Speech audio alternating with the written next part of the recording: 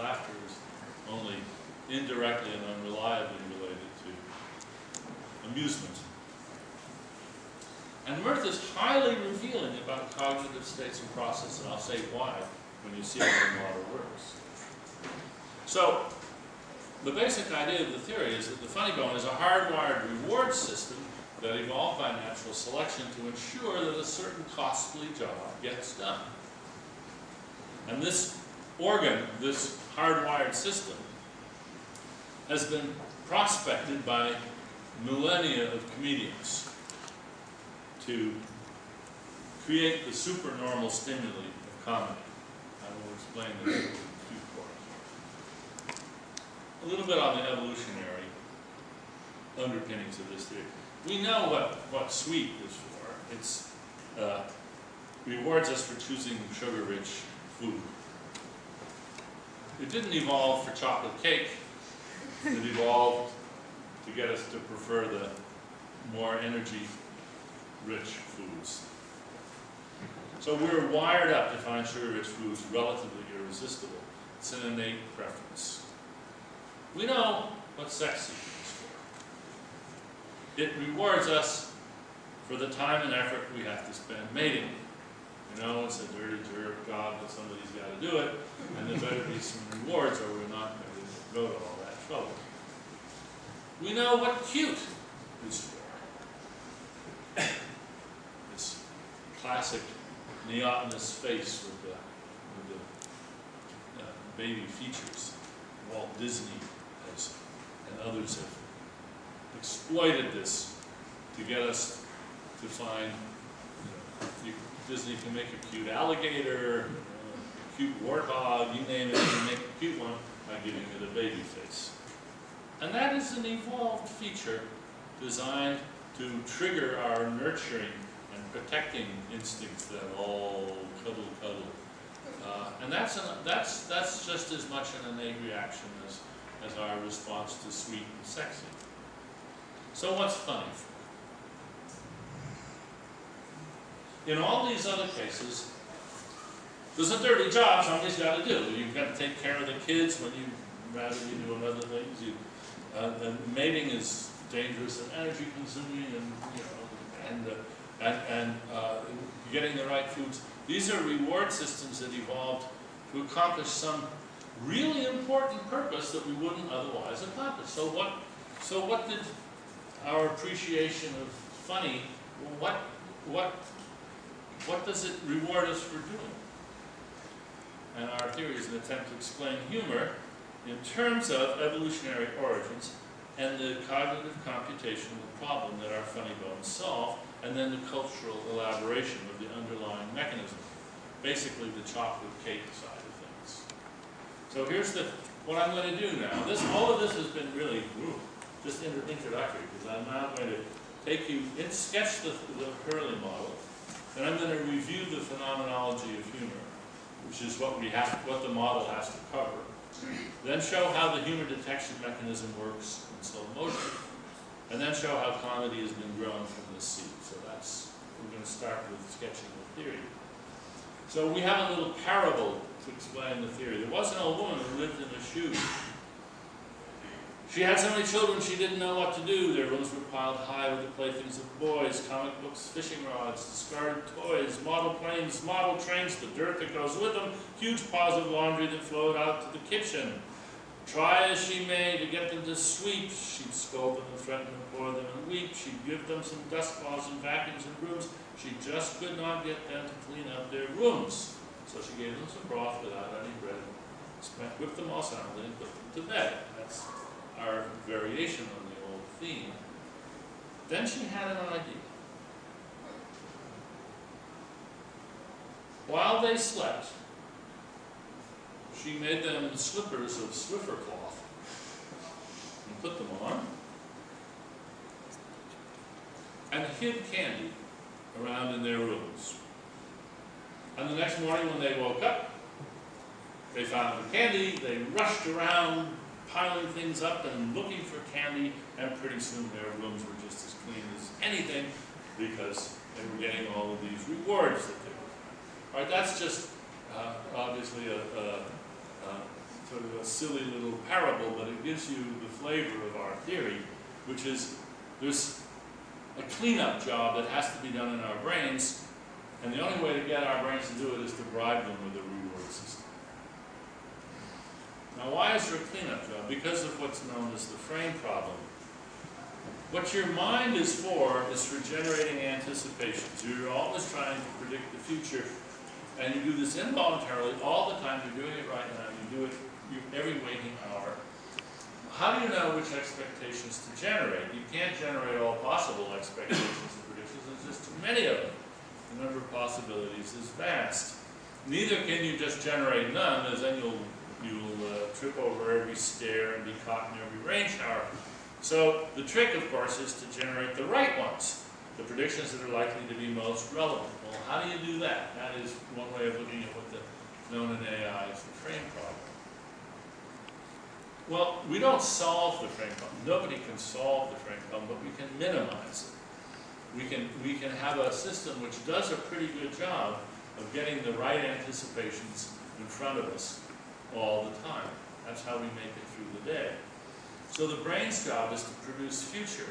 And this is a task of real-time heuristic search, which means that it's risky, and it's unsupervised, and it's approximating. It means a helter-skelter attempt to not just fill in gaps, but to anticipate what gaps are going to come next. And this all goes on in your brain all the time. It's oversimplifying.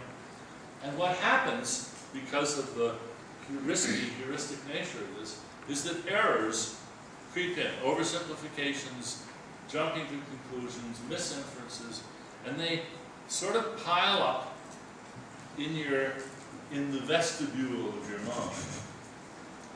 And if these bugs aren't caught and debugged, then data integrity, your world knowledge, is threatened with covert contradiction.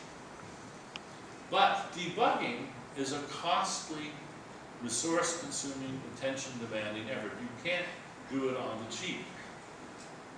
And since you have to be tending to everything else, there has to be a fairly powerful reward system to get you to devote enough resources to do this job well. And the solution is what we call the joy of debugging. And this is the source of the funny bone, is that we're wired up to take a certain pleasure in an act of cognitive debugging, which is actually quite resource intensive. So evolution has to bribe the brain to get the job done. Now, in order to make sense of this idea, we have to have quite a radical adjustment of the computational models of brain architecture. I'll say more about that later.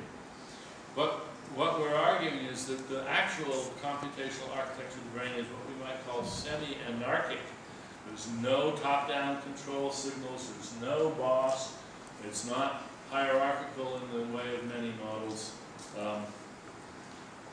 And then, once this dirty job reward machinery is in place, evolution by natural selection, genetic evolution takes care of that. That gives you a basic funny bone. And then it can be exploited by self-stimulation. We human beings are very good at finding ways of stimulating ourselves. This is, in fact, like masturbation. Find, ooh, there's tricks you can play which give you pleasure, and so you get better and better and better and better at it. It's harnessed also for many further social purposes.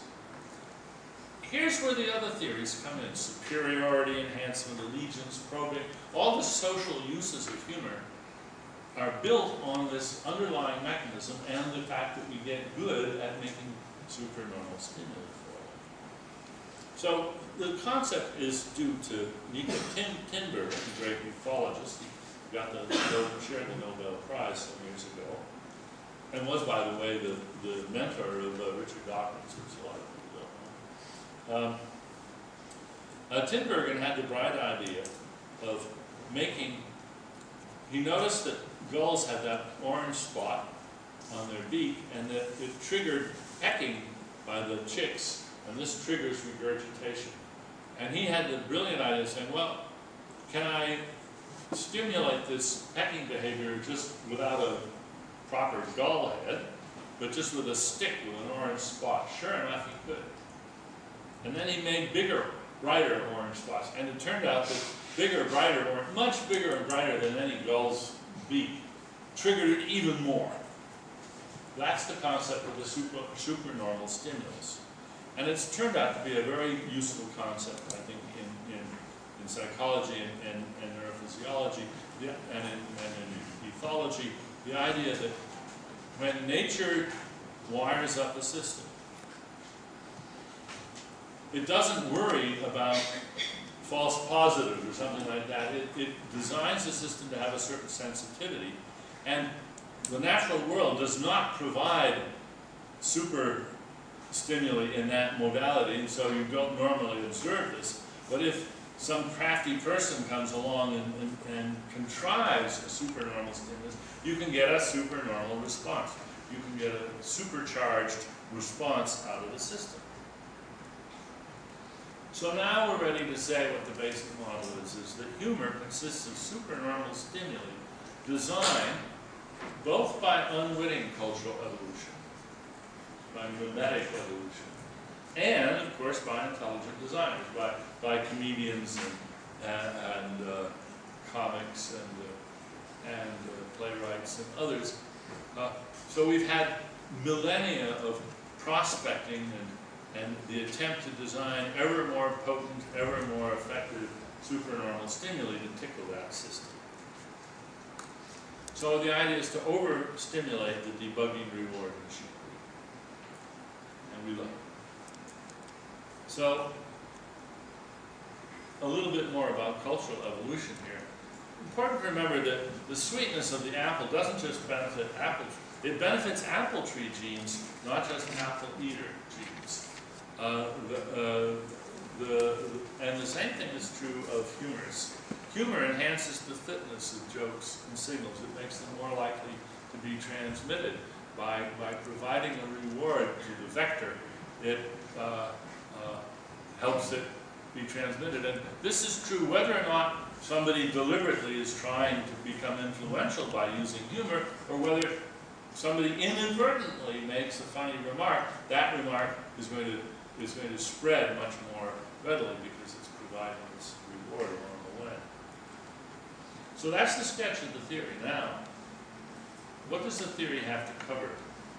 The phenomenology. This is phenomenology in the original sense, in the sense of the list of phenomena that the theory has to cover. Everybody who writes on this notices a sort of vicious circle. Humor is whatever is funny, and that's whatever causes mirth. And what's mirth? Mirth is the emotion that causes laughter, and laughter is the normal response to humor. We've gone around the circle and we haven't said what humor is. This vicious circle is familiar and frustrating. The way out of it is to recognize that humor is not an intrinsic property of the stimulus. It is a Lockean secondary quality like red.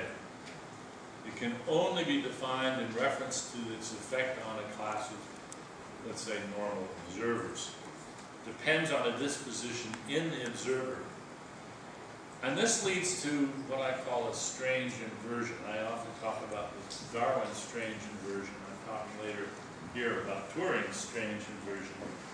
But I want to put Darwin's inversion in another light. It's natural to think that we like honey because it's sweet, but closer to the truth is honey is sweet because we like it.